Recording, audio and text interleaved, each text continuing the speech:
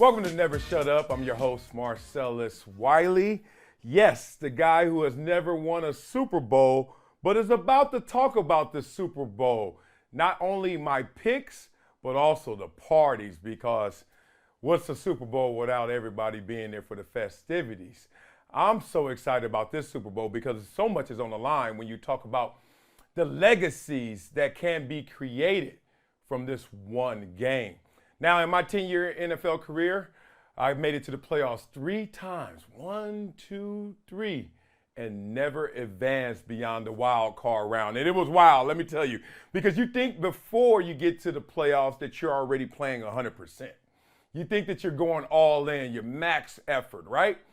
And then you get into the playoffs, and there's something about the intensity of the playoffs that makes you even dig deeper in yourself to match that same intensity. I remember being out there in the playoffs the first time. I'm going against the Miami Dolphins and Dan Marino. I actually got a sack in that game. So the reason we lost wasn't my fault.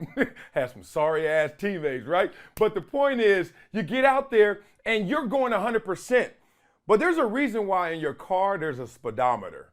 Because no matter how you're feeling, you need to objectively measure that to know what you're doing. And I think that's the same thing about the playoffs. You think you're going 100%, but you measure your effort not only based on your results, but what you're seeing from the other team. So I started looking at my speedometer. I'm like, I'm going 100. And I looked at across, what was it, Richmond Webb and Dan Marino, those guys. I'm like, that seems like 110%. So you start mashing the gas more and more just to keep up in that intensity. Obviously, we lost that game. Played again in the Music City Miracle. Yes, I said it, a miracle. It took a miracle from the heavens to stop us from advancing that year to the Super Bowl. And that was another crazy game. We had Rob Johnson start that game instead of Doug Flutie. And if any of you guys know football like I think you know football, y'all know that may not have been the best play in that moment. We lose that game. We're going against a Javon Curse-led Tennessee Titans team when Javon Curse was a rookie. And they called him Super Freak. And trust me, he lived up to every single letter of that title. He was sick. I think he had 2-3 sacks as a rookie in his first playoff game. They're playing the music. Obviously, it comes down to that last second kickoff. All we have to do is make a tackle. We don't make that tackle. Next thing you know, they run it all the way back. And y'all thought the tuck rule with Tom Brady took about 30 minutes in real live time for them to figure it out. Oh, the officials in this game took about 2-3 hours. And I remember it was the crowd started to go around them as they were looking into the camera trying to make sure that they could see it and replay the play. Crowd. That Tennessee crowd, that, okay, boy, better get this call right now, boy. Like that kind of look, right? And next thing you know, obviously the play stood for them and we lost. That was the first NFL game that I ever cried, that I actually lost myself emotionally. Like, I don't know where the clips are because this is pre-social media, it's pre-internet. But I was out there losing my damn mind. Y'all know me. I try to be cool, calm, and collected. Try to give it to you real, right? Not in that moment. I gave it to him real, but it was hot and spicy. I was pissed at the officials, the NFL, and everybody that called themselves a citizen of Tennessee. I was hot. You fast forward to my last playoff appearance, not much about it. Jacksonville Jaguars, we lost to the New England Patriots, I think in their dynasty year, maybe their perfect year until they got to the Super Bowl. But all that leads me to that Super Bowl week. So I'm 0-3, right? So I've always been able to go to the Super Bowl as a fan. Like I'm an active player, of course, and I'm getting that love. Everywhere you go, people are just loving you, even if they don't necessarily know you, because I'm no Peyton Manning walking around, but I was recognized by most people. And then some people were just like, who's the big black dude? Oh, he looked like he played in the league. He got on 2 chains. And then there it is, right? You're signing autographs and taking pictures. And that's who I was at the Super Bowl every year. Party hopping after party hopping. Now, the parties are insane, but they're almost over the top. Like, you ever go somewhere where it's so big, it's a big aircraft hangar or something? You're like, okay, I mean, look, it's beautiful women everywhere, drinks everywhere, your boys are with you, you guys are acting up. It's amazing because you get to see everybody from your television in real life. Like the superstars are there, your superheroes are there, your competitors are there. That was all fun. But let me tell you, the best part of the Super Bowl that doesn't get enough love and acknowledgement is when you're just walking down the street, chilling or hammered. I don't know who you are. Me, I was usually hydrated. I had a few, right? So you're walking, right? You're a pedestrian and you're chilling. And next thing you know, you're like, yo, is that Bill Parcells? And then you're like, yo, is that Jeff Fisher? You're like, yo, is that Mark Cuban? Like you just see all of these people. And it's amazing because everyone is just chilling, shoulders down, mask off, hanging out. I love it. But they're all there for one reason, to support our game at its greatest level and its biggest game. Let's get to this game. I can give it to you short. I can give it to you simple. This game's going to come down to Patrick Mahomes finally exercising those demons he's had in his last two Super Bowl appearances. The last two times that they've been in the Super Bowl, they won one, lost one. But Patrick Mahomes played bad in both. Now it's up to Patrick Mahomes not only to change the narrative around him in the biggest moments, to go out there and be not only the reason that they win, but actually eventually go out there and say, I played a complete full game like Patrick Mahomes can. Kobe Bryant used to say that. It's not just about winning. I want to be the reason we win. Patrick Mahomes is taking that Kobe Bryant pressure to heart. Now he's going against a great Eagles team. We know that. And Jalen Hurts is certainly ready for this moment. Or is he? Remember in the NFC Championship game, Jalen Hurts, bad game for him. They won it, so we excuse them. But was that a sign of what's yet to come? That's what this game is going to come down to. Who's going to be comfortable in those uncomfortable moments? My choice, my pick for the Super Bowl championship this week is going to be the Kansas City Chiefs. 30-28. Don't book it. Don't go to Vegas with it. Don't lose your mortgage. But trust me, your boy got your back. Because my curse is real. All of my teams were out the playoffs this year. And every team I've been on loses in the first round of the playoffs. But I think I got this pick right. I think I nailed this. Well, coming up on Never Shut Up on Brinks TV and Reach TV, it's time to talk who's the GOAT. Yes, LeBron James, NBA's all-time leading scorer. Now, completely cemented in that GOAT conversation. I'll tell you why he is the GOAT over Michael Jordan next on Never Shut Up.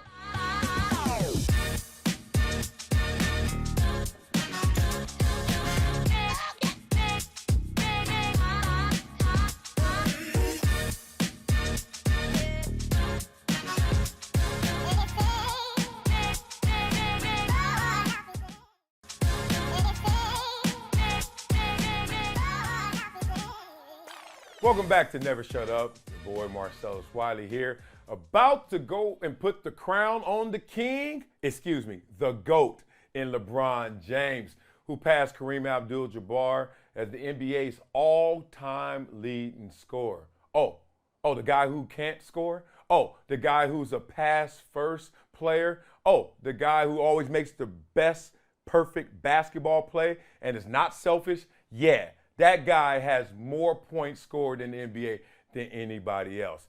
If you guys weren't already saying LeBron James is the GOAT, what else do y'all need in terms of evidence, in terms of resume? And I know, let's start here. Let's break this down. Everybody, take your Jordans off. Take your damn Jordan velvet sweatsuit off. Take your Jordan headband off. Can we have an unbiased conversation of who's the GOAT?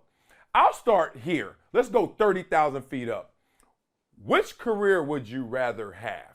I know it's perfect, Jordan, 6-0 in the championships. But that comes with the what? First 7 years? Nothing. Waiting on Pippen to fully develop finally, get you Phil Jackson, fighting your teammates, all of those Piston years, getting beat up. Okay. It also comes with not one, but 2 retirements. Okay. It also comes with some scandal as well. Okay, I'll take it.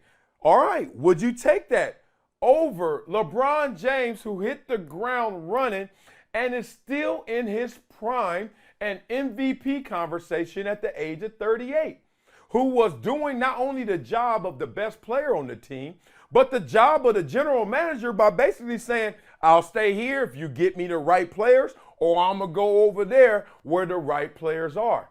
That's actually a positive, not a criticism. Everyone always wants to clown him. Oh, well, he over there ring chasing. He over there just over there trying to find the best team, super teaming it. Have we forgotten what sports are? Let's go back. Elementary school. Marcellus, you got a captain. You're the captain of one team, and then you guys, the audience, you're the captain. Marcellus, you pick your teammate first. I'm picking the best player I can see out there. You, me, best friends, right? You're going to do the same exact thing. You, him, together. I'm going to do it again, and you're going to do it again. We're going to keep doing that. When do we ever sit there and say, you know what?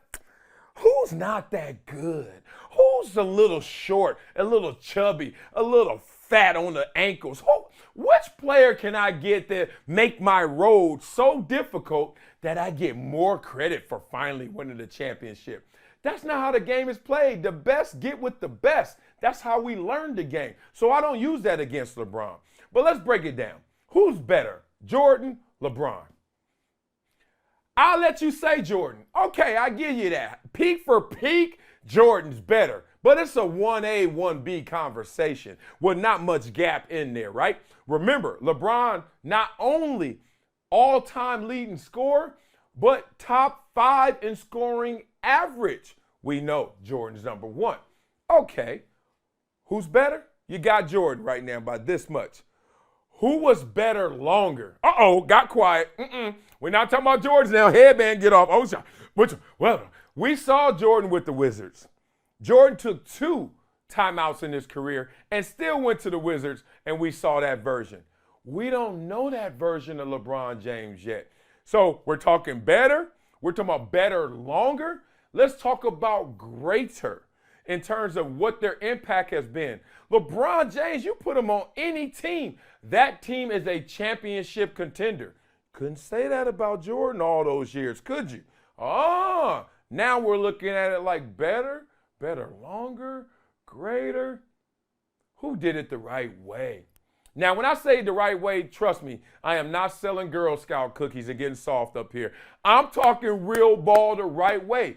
Completely invested in their craft to the point that they never fell off, that they never had to tap out once or twice, that they never found themselves in a situation where their team wasn't thought of as a contender on paper or actually realized. That is LeBron James. Dude spends millions of dollars on his body to the tune of, I'm in the MVP conversation at the age of 38. To me, it's almost a no-brainer. Now, I know the nostalgia.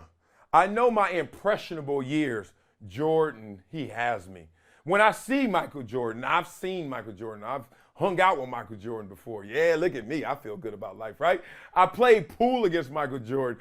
All the above. If you read my book before, you know Jordan almost got me. He almost dunked on me one time in Miami. Read the book. You'll know why. But I know how that consumes us, that energy. He's godlike on the court, on the hardwood. I get it. And LeBron is just, we saw him in high school. Yeah, he's been good for 20 years, but who cares? LeBron is the beautiful girl in school that has to act humble so that you actually don't think that she's that pretty, that she's cocky. And it happens. The fine girl that walks into school, knowing that she's fine, acting like she's fine, she thinks she all that, right? But she walks in like this, a little meek, a little humble. Girl, pick your head up. You know how pretty you are. See? And LeBron has to fight that because he's never been ugly on that court. It's been ugly for Michael Jordan before. Certainly, he went through some puberty years before he became Michael Jordan. All of that adds up to, let's just give LeBron James his damn flowers while he can still smell them right now, while he's still in his peak, in his prime. It's insane what this dude is doing. And I'm a little jealous because as a player, when I got my chance to start. And I kept getting hurt and kept getting injured and got robbed of my prime years, it felt like. Kept trying, kept failing. I got nothing but love for somebody who can not only get to the top of the mountain, but stay there. That's LeBron James versus Michael Jordan.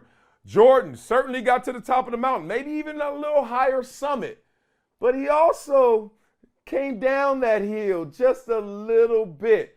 Not LeBron James yet, not the king, not the GOAT. Well, coming up, a guy who wants his due, wants his love, Kevin Durant got traded to the Suns. We're going to talk that next on Never Shut Up on Brinks TV and Reach TV. Oh, yeah, brother.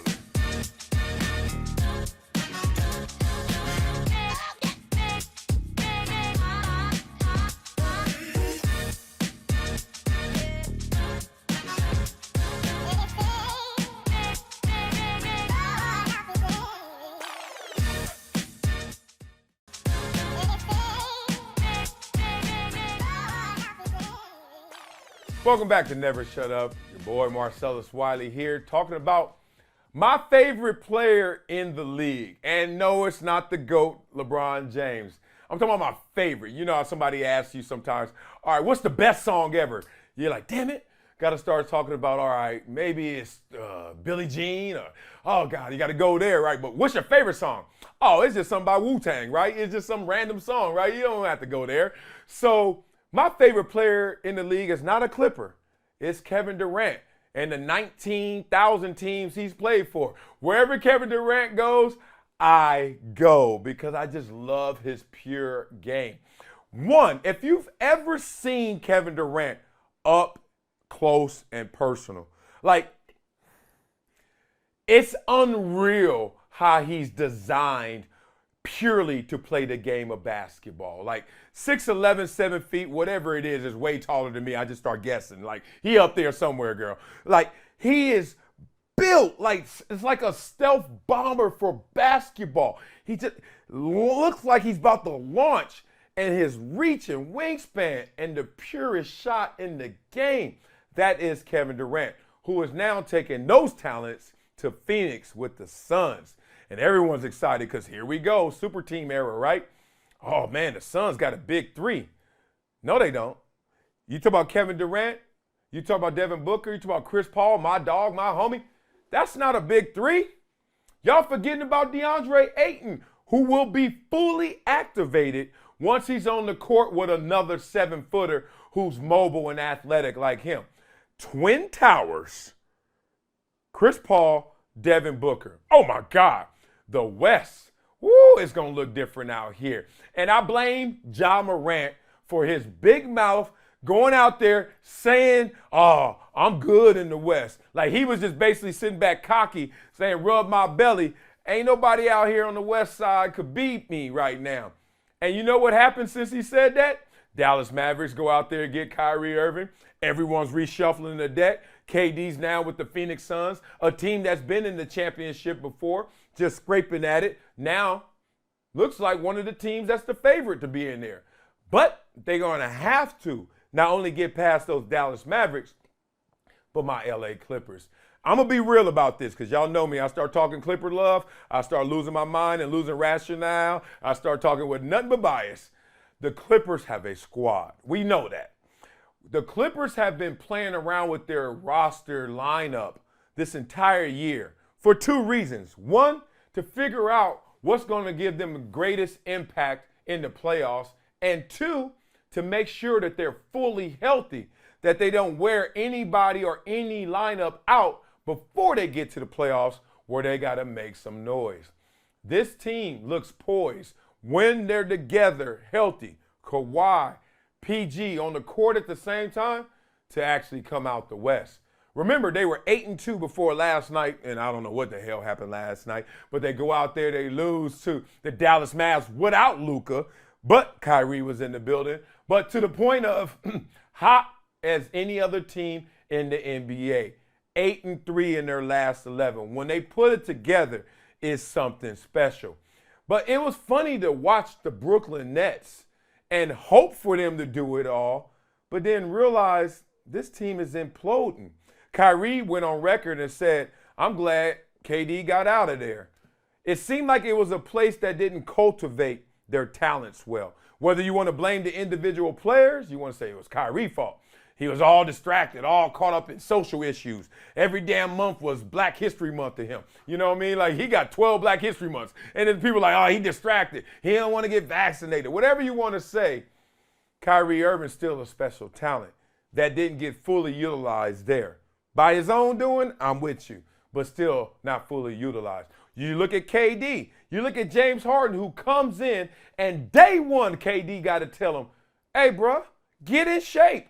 Like, what the hell are these wings and biscuits hanging off of you? What's the strip club mentality you got? Like, dog, get in basketball shape. And we all know James Harden has struggled with that because he got split focus. Yeah, he loved the game, but damn, he loves the dame as well. He loves the party. He loves to hang. So KD like having the infight with Harden to the point where Harden holds a grudge.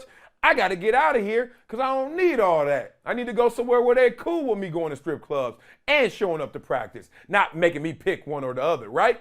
So it never worked. 73 games together, KD, Kyrie. 16 games together, James Harden, Kyrie, KD. And they went 13-3. 13-3. Woo! If them boys would have figured that thing out, if they could have had Black History Month in the strip club with KD just shooting balls in there, they would have had the best season ever. I'm clowning, but in all seriousness, culture matters. Circumstances matter, right? It's not just how good you are, it's how well will they supply you with the resources to make sure you bring all of your talents on full exhibit. Maybe that's in Phoenix for KD.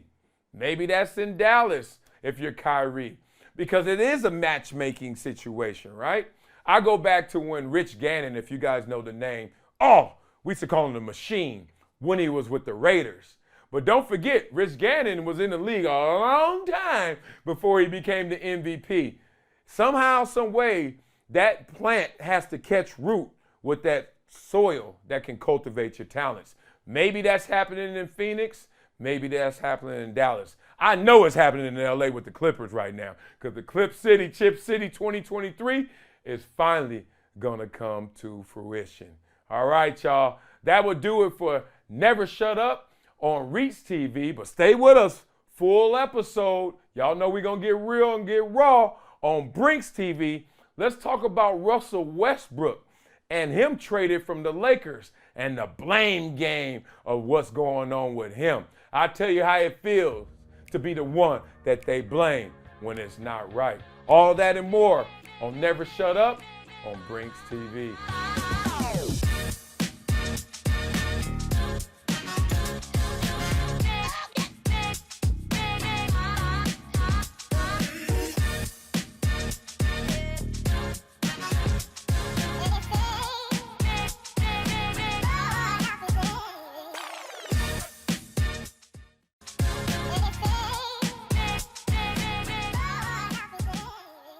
Welcome back to Never Shut Up on Brinks TV. This is the full episode, raw right here.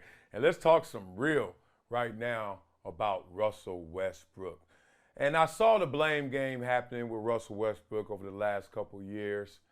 And now it finally came to its ugly head as he was traded away from the Lakers. Now I got to read this right here because it's too many damn dudes in this. They trade Russell Westbrook 2027 first-round pick to the Jazz. Lakers get D'Angelo Russell, Malik Beasley, Jared Vanderbilt from the Wolves. Damn, D'Angelo Russell back here. Y'all better keep y'all secrets to yourselves. Y'all know he's still snitching. Let me stop. So here we go. We have now got a different roster for these Lakers and got rid of Russell Westbrook like that got rid of the issues with the Lakers. You notice this in life. It happens in sports all the time. That's why sports is a microcosm of life. That a lot of times people want to treat the symptoms and not the illness, right? So the symptoms are simple. We got LeBron James, champion. We got AD, champion for the Lakers. And we got Westbrook, who we like him, we love him, we know he's a future Hall of Famer. But as a Laker, look, not the same dude that we seen before that we saw advertised, right? So he comes to the Lakers and you give him fewer minutes, which leads to fewer points in terms of his career average and fewer shots put up. He becomes a lesser version of himself, in part because you guys actually demand a lesser version of him. So he tries to play the role. Imagine trying to play this role when you got to walk into the room and squat every time. Walk into the room and be shorter than you are. Be less than who you are because there are other players there that we're counting on. I've been on teams like that before. I can't lie. I've been the guy that was the one you have to bow down to, and I've also been the guy that had to bow down to you. I've seen it from both perspectives. And it's really unfair when you see a player who you know has more to give, but is not asked to give it. You know? You get into a situation where you're compromising the meritocracy of sports. Because sports, we thought growing up, get all the best players, let them all go and figure it out, right? Oh no, this thing is more like an orchestra, a symphony. You want to hear certain players play certain instruments louder than other players over there. So you're sitting there looking like LeBron. Come on, LeBron. Come on, LeBron. And then you're looking like AD. Yeah. Whatever they be doing with that little stick that I swear, if I was in the symphony, I'm like, dog, what you doing? What the hell does this mean? Ain't no instrument sound that way. So anyway, and then you see Westbrook over there, and you're like, all right, LeBron, AD, Westbrook, Westbrook. And then you're like, Westbrook, like, what you mean? I'm a future Hall of Famer who still can tilt up and down this court. And what happened to them was sad to see, especially on Westbrook's watch. LeBron gets hurt. AD gets hurt again, stays hurt. And instead of Westbrook, now he's the number one and getting respected like that, they still don't give him the keys. They say, yeah, you're number one by default, but you know, in reality, we want you to share this experience. And it didn't go well. Westbrook did not live up to that moment, in part because you guys had him miscast. You had him in the wrong role. Oh, so now you're Westbrook and you're like, bruh, I didn't come here to be number one. And then when I came here to show you who I am, y'all wouldn't even accept that. But now y'all gonna blame all of these issues when AD has missed half the season, LeBron's missed a quarter of the season, and I'm sitting here trying to hold water, and y'all blaming me for spilling the water I'm trying to hold. Man, it was wild to see. And that's what happened last year. This year, got a new coach, Darvin Ham. He comes in, I'm laying down the law, new sheriff in town. And Darvin Ham, a former player, and he looked like he ain't about them games, so nobody's testing him. But did you notice what happened in coincidence or actually an occurrence that made Westbrook have to go? LeBron James sets the record, right? AD, remember AD, sitting on the bench, not even clapping, not even pumped. LeBron James breaking the all-time scoring record, and then here go AD. Oh, that's cool. That's cool. That's some hater. He got hater in him. I don't give a damn how tired he is. He got hater in him. But Westbrook, at halftime, before the record's broken, coach was subbing him out. Westbrook didn't want to get subbed out. I get it. He's a competitor. But also, man, y'all been playing with me all this time since I've been here. When y'all going to get this thing straight? They had an argument at halftime of that game. I don't think 48 hours elapsed from that argument. And, of course, they said, we made up. We made amends. 48 hours later, get your ass up out of here, right?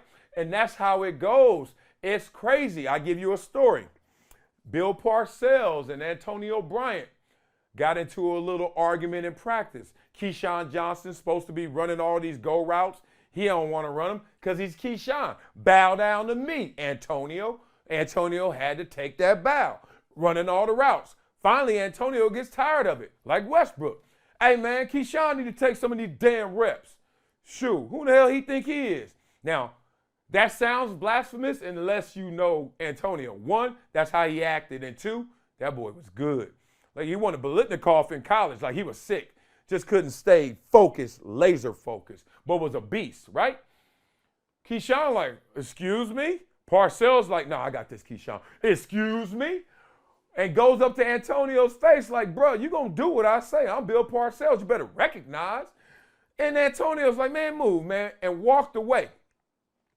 Took off his jersey and threw it on the ground. Here come Tuna. Here come Parcells. Oh, no, you don't. That's how he walked for real, too. Oh, no, you don't. And he walks over there, grabs the jersey, and throws it at Antonio's head. Antonio can't see it. He's walking away. But he in the Matrix, y'all. He turns around, grabs the jersey out of the air, throws it back at Parcells while pursuing the jersey and Parcells, and back, give him a nice 3-piece with a jalapeno and a biscuit. Hit him, back. I'm like, what? He just swung on Bill Parcells. And yes, he did. Of course, everybody jumps in, breaks it up. He hot 100. I'm like, 5, 4, 3. When's he getting cut? 2, 1, nothing. Parcells just look like this. All right. 1 week goes by. All right. Another week goes by. All right. We like, did Bill Parcells grow a heart? Did he all of a sudden become compassionate? Like I don't know how many weeks. It felt like 3, 4, 5 weeks. And then in the middle of the night, on a random Wednesday, as we were all up just watching Sports Center or something, Antonio O'Brien cut. And you're like, this motherfucker. Like, Parcells so gangster. I was like, that's how dirty the game is. And I was like, did Darvin Ham just pull a Parcells on Westbrook? Because Westbrook been dealing with this from hello. Why now? I understand. You're like, he's not a good fit. Well, was he ever going to be a good fit if you never try to put him on properly? You get me? So it's a situation where I look at this as like it was ultimate blame game. It was bad to see. But hopefully, Westbrook buys himself out, gets the buyout of Utah. He don't want to be there. I know Westbrook. Actually, our kids go to school together. Families know each other. So I'm not talking from bias. I'm actually talking from experience. I know dude, know LeBron, know all these guys. Anyway, point being, he's going to probably try and get up out of there, I would think. Clippers have interest, stay in L.A., and be on the championship contending team like the L.A. Clippers. All of this adds up to one big mess. Hopefully this cures the Lakers' problems. It actually cures their illness and not just their symptoms. Well, it's time to transition, y'all. Y'all know how we end every show. End it with a Wileyism. Today's Wileyism is, I don't know the key to success, but I know the key to failure. You know what this means to me? It takes me back to my rookie year. It takes me back to my special teams meeting and Coach Bruce DeHaven, rest in peace, Coach, who used to always start off his meetings like this. Look, I know nobody wants to be here. Not a damn soul ever raises their hand to play special teams. No one wants to go out there and block field goals. He's like, but let me give it to you like this. You're here. And this can help you in terms of making a team for some of you. Let's be real about this. If you go as hard as you can, try your best, I can't guarantee you'll ever block a kick. But if you don't go as hard as you can, I will guarantee you right now, this moment, you'll never block a kick. And that's a life lesson, not just a sports, not just a football lesson. Because who knows what the key to success is? You can go as hard as you want, try as hard as you want, study as much as you want, never block a kick. But we all know the key to failure. Don't try. We all know the key to failure. Don't focus. Don't be into it. Don't be locked in. And Coach DeHaven brought that to us that day, my rookie year. So for all you guys out there who are struggling through anything, no, do your best. Try your hardest. Be locked in. And that's still no guarantee of that success. But it beats the alternative. It beats the option of not trying your best. Then you kind of know. Probably set myself up for failure. That'll do it for episode of Never Shut Up. It's your boy Marcellus Wiley. I'll see you guys next time. Enjoy the Super Bowl. Enjoy my pick. The Kansas City Chiefs will win 30-28. And enjoy all of the fun that comes with it. See you guys next week. Love, baby. Hey!